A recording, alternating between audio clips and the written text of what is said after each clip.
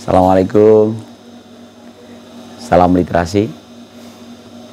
Kesempatan saat ini saya ingin bicara tentang komunikasi. Saya awali dengan kesadaran bahwa komunikasi adalah kebutuhan asasi. Mengapa? Karena diciptakannya manusia sebagai al-insan, dan kalau dalam ilmu mantik itu al-insan hayawanun natik katanya. Al-insan adalah hewan yang berbicara. Jadi sebenarnya berbicara itu adalah kebutuhan asasi manusia. Bahkan kalau dalam ilmu sejarah manusia gitu, manusia purba ya, primata dengan berbagai spesiesnya dan akhirnya menjadi sapien gitu. Homo sapien itu kelebihannya adalah karena mereka berkomunikasi. Mereka menemukan revolusi kognisi yang diawali dengan ditemukannya kata-kata. Mereka bisa berbicara, berkomunikasi, dan menuliskannya, melisankannya maupun memikirkannya sebuah kata, simbol, bahasa. Dan itulah komunikasi. Sehingga dalam obrolan tentang komunikasi ini saya cenderung mendudukkan ini bagian dari hal dasar kita sebagai manusia. Sehingga tidak hanya sekedar urgensi pentingnya berkomunikasi, tapi memang mau nggak mau itu bagian dari kehidupan kita. Nah, sekarang tinggal bagaimana menjadi seorang yang mampu berkomunikasi dengan baik. Kan banyak pelatihan-pelatihan tentang ilmu berkomunikasi, ilmu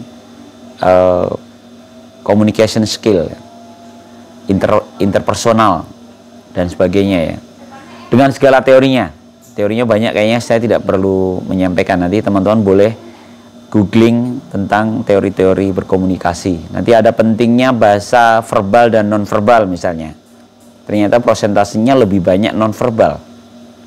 Lalu gestur ya. Non-verbal itu nanti apa aja? Ada gestur, ada mimik, ada intonasi ya. Lalu verbal itu ada di kata-kata yang kita pilih, diksi yang kita pilih. Nah, saya tidak ingin di ranah itu, karena itu sudah banyak dibahas orang, dan saya pikir sudah banyak ya, banyak pelatihan-pelatihan terkait itu. Sekarang kalau diperes lagi lebih inti, diperes lagi gitu. Gimana sih caranya berkomunikasi yang efektif gitu? Kita ketemu justru pada bagaimana kita membaca diri kita. Makanya saya kemarin sudah mendengarkan materi yang disampaikan di pertama ya, di acara ya, tentang percaya diri ya. Itu sebenarnya itu malah kuncinya komunikasi itu sebenarnya percaya diri. Kalau boleh sih dibagi dua aja lah. Satu percaya diri, yang kedua tahu diri. Percaya diri itu adalah karena gini, seorang yang meyakini atas apa yang dia pikirkan, apa yang dia putusan yang dia ambil, maka dia bisa menyampaikan idenya, berkomunikasi dengan efektif. Tanpa kepercayaan diri pasti terdistorsi, terganggu, penyampaiannya akan terganggu. Nah, justru sekarang ketika kita bicara komunikasi, kembali lagi bagaimana cara, kalau kunci komunikasi itu percaya diri, berarti kembali ke cara bagaimana percaya diri. Di situ ada beberapa poinnya. Pertama, kepercayaan diri itu lahir dari pikiran yang kuat. Keyakinan itu dibangun, kalau teman-teman mau runut ke belakang ya, keyakinan hasilnya dari mana? Dari endapan perasaan kita, endapan pikiran kita. Berarti pikiran yang baik, yang terendap dalam keyakinan di hati kita, itulah yang bisa membangun kepercayaan diri yang benar.